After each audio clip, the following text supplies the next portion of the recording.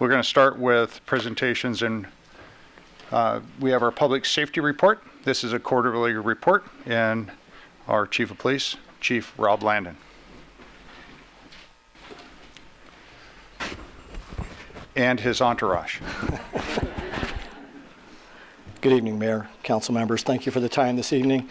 This again is our public safety presentation. We're going to talk a little about the police department. I'm not going to get too much into the basic structure. I think we've done that every time, and I think people are very familiar that we run a 5-beat operation. I'll talk a little about calls for service, our uniform crime reporting part ones, our areas of emphasis for this year, and then any questions at the end that you may have. So I want to start out with a little pictorial. This one work? This is our Peace Officer Memorial from May of 2016 that we do every year in honor of the fallen police officers. Our award ceremony from 2016 this year, and I appreciate all the council members and everybody that had the opportunity from the public to attend. This past year we had the, I think in the entire time that I've been a law enforcement officer, and I know the mayor was prior to me, I'm not sure how many Medal of Valors we gave out, but my 22 years we gave out one. This past year at this presentation we were able to give out 3, and that was the 3 members on my right, the far left of this picture if I turn my back to you. Officer Brandon Oakley, Officer David Santan, and Sergeant Steve Thornton for their actions in the Hillview shooting incident. National Night Out for 2016. It shows a lot of support from the council that we cancel the council meeting in the first week of August, and they all go out on the National Night Out and get an opportunity to speak with the public. At the different neighborhoods, this is the one up on Kendall Court in North Yuba City. Just some of the different officers that went out. We had a chance to go out with the public and do the motorcycles. Target helps sponsor that. They give a certain amount. I'm not sure exactly what it is, between $1,000 and $3,000 to help pay for certain costs. We threw that in from last year because it was a neat picture. Again, Mahal Plaza, I believe. We were all having fun that day. And these are all the different people that had the opportunity, city staff, council members, and the officers, Amanda Hopper, the district attorney. It was just a great opportunity. CHP was there also, Captain Sean Harris, and the different members from his department. So we have a lot of new equipment this past year. And some of the stuff, this is called the MRAP, that's the medical term, or the military term for it. But what we've done, we've painted this to make it more friendly to the environment around here, being white instead of the black colors that we have. It's a personnel rescue vehicle. It's able to hold up to 20 people maybe? 10 to 12 people comfortably. It's got air conditioning as opposed to the last one that we had, and it's able to go almost anywhere. Some other vehicles for the city are not able to go everywhere. This was, I don't know how they got in there. The fire department actually got a vehicle stuck and they tried to pull it out with our other vehicle, and we were able to get them both out, so it was a successful day at the end of the day. But it has many uses, and I just wanted to show the sand use on that it is able to go in different areas. Currently, and I won't talk about staffing too much at this point in time because we have another staff report coming up. We were allocated 64 sworn positions. Right now we currently have 8 positions that are open. We have 3 annuitants who are actually backfilling those positions. Some of that's due to retirement, some of it's due to other opportunities. Currently our recruitment efforts, we're focusing on 3 different aspects. We have new academy recruits. We have a list of at least 10, but I think there's 20 on both lists that we have for hiring coming up. Then we have a list of people that have already graduated from the academy. We have 5 on that list, at least 5. And then we have 1 new lateral and background. We have another one coming up, and some of the ideas that we'll be sharing tonight are opportunities to get more lateral officers, which is the quickest way to get an officer on the road for us. Lateral being somebody that's currently working at another law enforcement officer that's fully credentialed to work at our staff. We have 25 civilian. We're short 2 dispatchers at this time. We do 14.65 square miles of jurisdiction, and we do it with 5 beats. The number 1 type of calls, these are our top 10 calls. I won't read them all out, but you can see that we have 10 different ones on there, and all the way from 911 calls, suspicious calls. Most of those are 2-person calls. So anytime we get a call for service, it's not just 1 officer responding, it's 2 different officers that are going out there that we're responding to different things. False alarms, whether it's a real one or a false, we all treat everything like it was real. And that was for the period from January to June, which is halfway through the year. So comparison to last year, Violent crimes are up from 116 incidents last year to 125 this year, so we're up 9. Property crimes are up significantly. Contributing factor statewide increase in violent crimes and increase in property. We have the same trends as the rest of the state. A lot of that can be attributed to different things, like there's, I believe the number that I had was 52,000 less arrests last year because they've done Proposition 47, which takes felonies and makes them misdemeanors, so people are out on the streets sooner. There's a lot of legislation that makes it a little tougher for us to do our job because there's less people in prison, and those people that are in prison, the jail time is less, so they're out on the streets sooner. So we are seeing effects of that. We haven't completely come to terms with what is causing our increases, but our increases are almost identical to Sacramento, and they had a B article this past month that I've brought also to share, but I'll just pass it out. So these are all beats, all 5 beats, and if we were projected out for the entire year, and it doesn't mean it's going to happen, but we've shown the last 3 years here, from 2014, 2015, and 2016. We measure Part 1 crimes, which is the uniform crime reporting statistics that are required to be reported to the Federal Bureau of Investigations. It includes the major crimes, which are homicide, robbery, assaults, burglaries, motor vehicle thefts, rapes. And that's what we measure, and we send them in. And there's a definition of each, so we make sure ours is identical to everybody else in the country, and we're all reporting the same statistics. So we've seen an increase. If you see the marks halfway through, that's basically where we are halfway, and we've just doubled it. Normally that probably won't happen because there are slower months. Summer is our busiest month. But if everything projected out, that's where we would be, and we'd be above last year. In comparison to in the past, so what we've done, we've projected it out 28 years, which is how as far back as our record keeping goes, is for when we've been doing annual reports. Back in 1988, we had 113.1 Part 1 crimes per 1,000 people. Currently, we're at 35.6. So it's 1/3 of the total of what it was back in 88 and half the total of what it was in 1996. We had a major crime decrease for a period of time, and now we're starting to show a same trend. In fact, our numbers, I think, are the same as they were in 2008, which doesn't show up there. Taking this. And Commander Tappy is going to talk about our Communications and Records Department divisions. Good evening, Mr. Mayor, Council. Our communications unit is a very dedicated and critical part of our department. Minimally, they are staffed with 2 public safety dispatchers, and they handle all police matters, all fire matters, medical matters, all 911 calls, as well as business telephone lines into our agency. From January 1 of 16 to date, our dispatch center processed and entered 27,000 what we call CAD, or computer-aided dispatch calls. So it's a very high volume of work for them.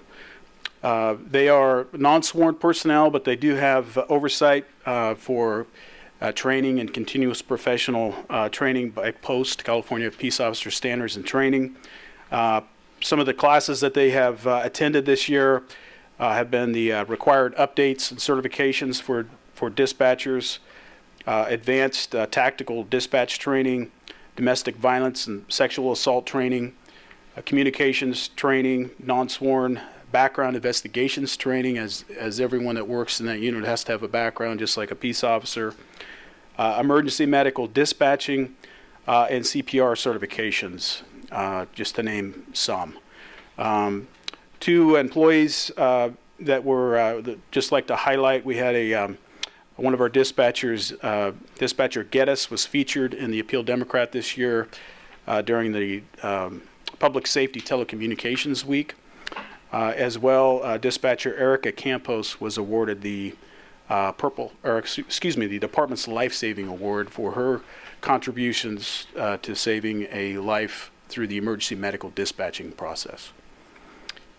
That's our communications division. I think I have the next unit as well. Our records unit, again, is a very dedicated and hardworking unit. From January 1 to basically the first 6 months of this year, this unit processed 4,200 police reports, 3,500 citations, 2,600 subpoenas. They registered 192 sex offenders who reside in our jurisdiction or who were here long enough to be registered. Copied 4,400 reports for other agencies. They were instrumental in, and continue to be instrumental in helping us to implement a new paperless report writing system. We call it Workflow. Of course, they are key in making this work. They've also this year implemented a new state law, the requirements for a new state law for use of force reporting, and have increased the timeliness by which they put together the uniform crime reporting statistics every month. So we're very proud of their work. All right, and Sergeant Runyon has the traffic unit. Good evening. My name is Jim Runyon. I'm the sergeant in charge of the Traffic Education and Enforcement Unit. As our title says, our goals are to educate and enforce, and we do that through a variety of programs trying to reduce injury collisions, DUIs, DUI-related collisions, amongst other things. So on the left there, I wrote the educational programs that we have. One of the ones we do is bicycle rodeos. We usually do 4 to 5 schools a year, in which we bring our traffic unit out to the schools. We provide K through 5 kids with bicycle helmets if they don't have any. Then we come back on another day and set up a little bicycle course for them aimed at safety and just interacting with the kids, again, the K through 5 levels. Some other education programs we offer are the Bicycle Enforcement Education Program. It's a class we offer to teenagers mostly that are cited for bicycle helmets. Rather than having to pay a fine, they can go to this class, learn a little bit, and the ticket goes away. Same thing with the car seat violator class. It focuses on adults cited for child seat violations. Neighborhood Safety Awareness Program, it's called our NSA program. That's been one of our more effective programs the last couple of years. And it's aimed at reducing speeds in residential areas. We target 2 streets per month, and usually those streets are chosen by way of complaints or just what we know to be streets where people are driving too fast. People cited on that, under that program on those streets, can attend a class. It's about a 2-3 hour class put on by our traffic officers. It's real educational for the driver. We actually get a lot of compliments on that class after people go to it, and the good benefit is for them is they don't have to pay a fine, and it doesn't go on their driving record if they attend the class. Car seat checkup events is another thing we do. We offer to check up on people's car seats, make sure they're installed properly. It can be actually kind of complicated. We do our Yuba City traffic safety booth fair every year. We did that just this last month. Another program we have I didn't put up there was the student driver awareness, and that's we target outside the high school areas a couple times a year, focusing on the teenage drivers and moving violations within the high school area. Similar to the NSA program, if they attend a class, we'll dismiss the ticket, no fine, nothing on your driving record, hoping to get a little more reach the teenage drivers in a different fashion rather than just fines. The enforcement programs, we a couple DUI checkpoints a year. Several DUI saturation patrols, as we call them. We just put extra officers out on the weekends focusing on impaired drivers, and that's funded through grant money as well. Distracted driver awareness, focusing on the texting and the driving while talking on your phone. Again, this is a lot of grant programs that we're able to do. And then the general enforcement of our hazardous violations is obviously one of the main things we do day in and day out. And good evening, Mr. Mayor, members of the council.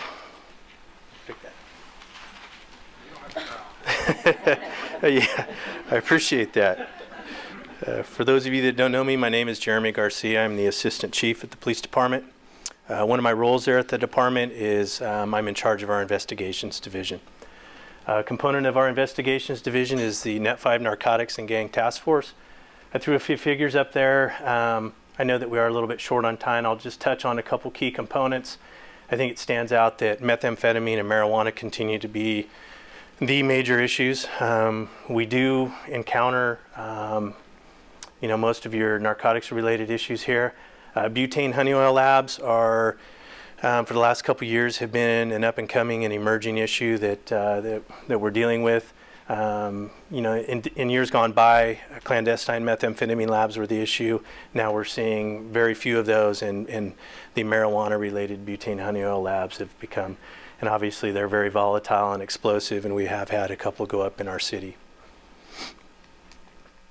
Net 5, their emphasis is on our larger scale narcotics traffickers, those people trafficking in both narcotics, firearms, obviously gang related. There's a lot of crossover, as I think everybody's pretty aware that our gangs and narcotics tend to, there's a lot of cross-pollination there. This is one of our recent cases off of Melton. We took $131,000 in asset forfeiture, a large amount of cocaine, pills, prescription medications, basically a regular pharmacy out of this home. We also recovered 21 firearms, 4 of which were stolen. So it was a significant seizure, and these are the types of cases that we like to see our task force focusing on. These are the individuals that we like to see get off the street. The marijuana is and for a long time most likely will be an issue. However, Net 5, their emphasis tends to be on those currently. We're dealing with people that are growing non-medicinal marijuana, growing large-scale indoor operations for the most part, and a lot of times the product is grown here and shipped elsewhere, and then the money's coming back. Our investigations division, currently we are staffed with 4 detectives. We have a Sergeant Michael Green, who's here tonight. We have 2 community service officers assigned to investigations, and recently, and I'll talk about it a little bit more, we brought back an annuitant who's doing some good work for us. This past year, for 2016 to date, obviously we've had 4 homicides. 2 of those have led to arrests and are pending prosecution. The other 2 we are still very actively investigating. It's on our radar every day. We assisted our Sutter County District Attorney's Office in the regional multi-jurisdictional effort at online predators. We have 1 detective, actually everybody, this is an issue for everyone, but one of our detectives in particular is very passionate about human trafficking investigations. He's worked 2 large-scale investigations that have led him to, that started in Yuba City, and we've gone to Las Vegas and some other places. Community trainings, we've placed quite a bit of emphasis on trying to do some outreach and interact with our business community. Our trainings are, well, we've provided trainings on human trafficking, fraud-related investigations, and trying to basically harden businesses and make them less of a victim. And we've also, some of our investigative folks have gone out and we've worked with both businesses, schools, some other public service providers, and we provide training in how to respond if we have a workplace violence incident. And we've placed a lot of emphasis on that. We started our year, this year we had 192 individuals in the city of Yuba City who are required to register as sexual offenders per 290 of the Penal Code. We went out and started our year with compliance checks on those individuals, and out of those efforts we ended up with 8 arrests and 2 warrant requests. As I mentioned earlier, we added a community service officer who's a non-sworn individual who basically handles investigations and so forth, but does not go out and make arrests. We've brought her into the unit. A lot of her time and emphasis is on our missing persons, the component of missing persons that come into our department. There are a lot of reporting mandates, and obviously we do the best we can to try to track people down and reunite them with families, or at least let the families know that they're okay. Our annuitant we brought in was a retired detective who we brought back, and he's been working on some of our cold case homicides. I'm pretty excited about some of the work that's being done there. Obviously we can't discuss investigative details, but I would say that his efforts are starting to bear fruit, and we may be able, hopefully, if everything goes well, there might be some closure out there for some families. Some of the initiatives, things that were some of our goals, we've been trying to reinvigorate a regional effort as far as bringing all of our detectives, our investigative groups together, sharing information, working more as a unified team. In years gone by, there was a fair amount of emphasis placed on that. As often happens, things they fall apart. We're trying to rebuild that. We're training some of our, in this day and age, computers, tablets, phones, technology is just, it's a part of every investigation that we touch. So we're training up some of our officers to become high-tech investigators. It's a multi-year process. It can be. It's a long long-term investment, and the equipment to do it's very expensive. But we're working some different avenues, and I'd say that we're going to be on the leading edge. We currently are, but we're going to improve upon our abilities.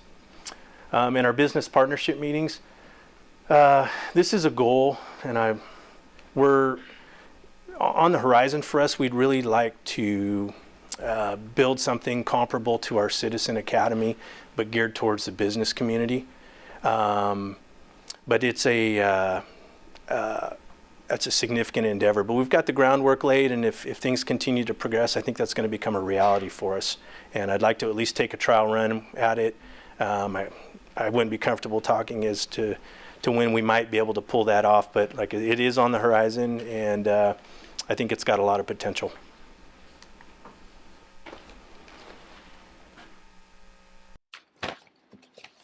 Okay, so I know our time's limited, so I'm going to speed through this real quickly. 21st Century Policing Briefing. We were invited out to Washington, D.C. this past year to discuss some of the efforts that we've made. There were 75 police chiefs. Chief O'Brien from Chico and Chief Eric Jones from Stockton and myself went there. We had an opportunity to talk about what we've done in the community, share ideas with other people, and I think we've got a lot of great ideas. This is through President Obama's 6 pillars for the Community Policing Forum task force that he formed last year in order to work better with our community. So we're looking at them all, and these are the different components of them. The biggest one that I like on there right now is the technology and social media. I think we've always, Yuba City's not the most advanced area, but I think we have the ability to get there, and there's a lot of people here that have the education to get us there. So we're going to start using other people to help the police department get back up to speed. That's just Washington, D.C. 2006 priorities.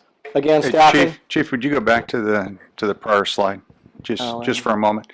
The small building back behind you, that would be the what?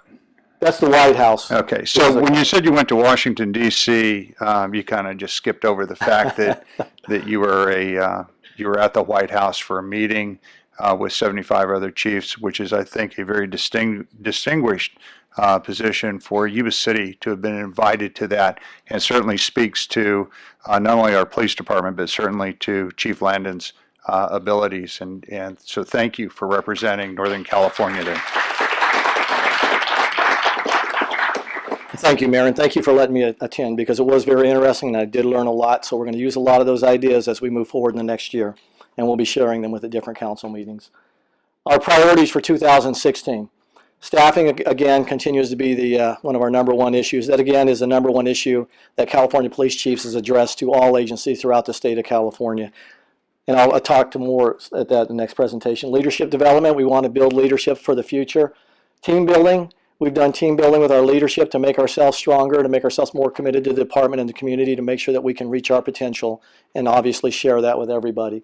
Citizen engagement, I know Captain Harris is here today, and we've talked about going out and speaking to different groups with the CHP. So I know they call it Coffee with a Cop in other areas. We want to do something similar to that, but we want to make it a little bit unique to us also. But we want to engage our community and get out there with them. It's very important for us to hear back what's happening, and we'll probably take that to the school also, because I do a lot of work at River Valley. We want to hear the students' perspectives, because you guys are obviously the future of Yuba City. We're working on a new massage ordinance. I know that Commander or Assistant Chief Garcia touched on the honey oil. We're looking at limiting the butane, the ability to purchase butane in the 2 milliliter capsules here in Yuba City, but that's got to be a joint partnership with Sutter County in order for that to be effective. Otherwise, you can cross the street and purchase that.